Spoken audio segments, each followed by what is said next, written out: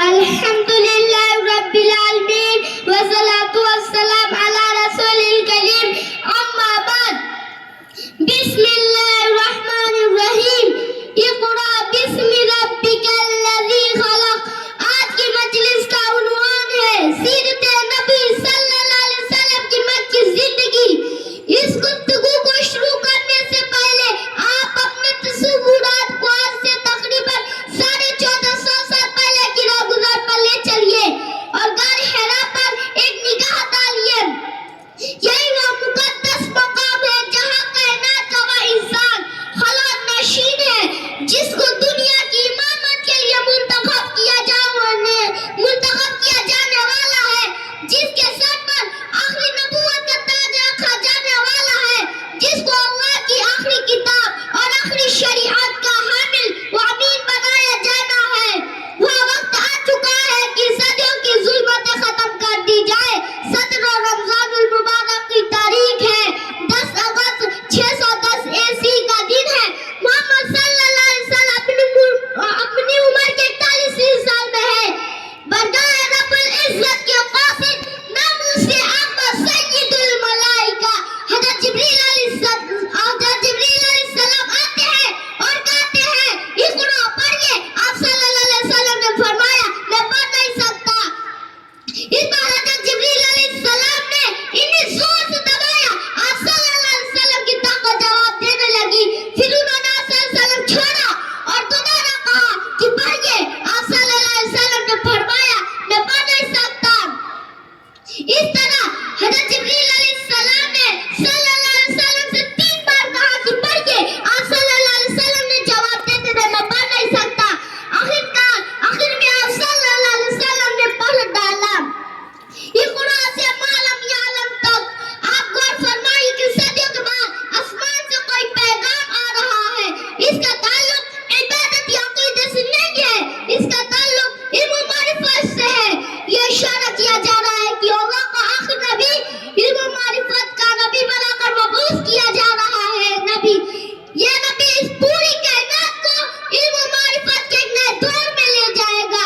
حکم دیا جا رہا ہے کہ اقرأ، مگر متعین نہیں کیا جا کہ کیا پڑھیے. گویا سمجھایا جا رہا ہے کہ سب کچھ پڑھیے جو آپ کے لیے، انسانیت کے لیے، کائنات کے لیے نفع بخش ہو. آپ صلی اللہ علیہ وسلم پہلی وحی کے بعد واپس لوٹ رہے ہیں. کیفیت یہ ہے کہ آپ کا دل کانپ رہا ہے. فرماتے مجھے کمر اڑا دو. چنانچہ آپ کو کمر اڑایا جاتا ہے. اور پھر حضرت خدیجہ رضی اللہ تعالیٰ کو سناتے ہیں. حضرت خدیجہ آپ صلی اللہ علیہ وسلم کو تسلی دیتے ہوئے فرماتی ہے اللہ آپ کو ہرگز رسوا نہیں کرے گا. آپ تو رشتوں کو چھوڑتے ہیں، کمزوروں کا بوجھ اٹھاتے ہیں. محترم حضرات، حضور صلی اللہ علیہ وسلم کی 13 سالہ مکی زندگی میں بہت ساری مشکلات کا سامنا کرنا، مصائب کو برداشت کرنا اور کفار کا سامنا کرنا، طائف کا سفر کرنا، جوتیوں کا لہولہان ہونا، شیبہ ابی طالب میں 3 سال تک قید رہنا اور اپنے قریبی رشتہ داروں کو کھونا اور گالیاں سننا، آگے کو برداشت کرنا اور اس پر صبر کرنا، گالی کے بدلے گالی نہ دینا، ظلم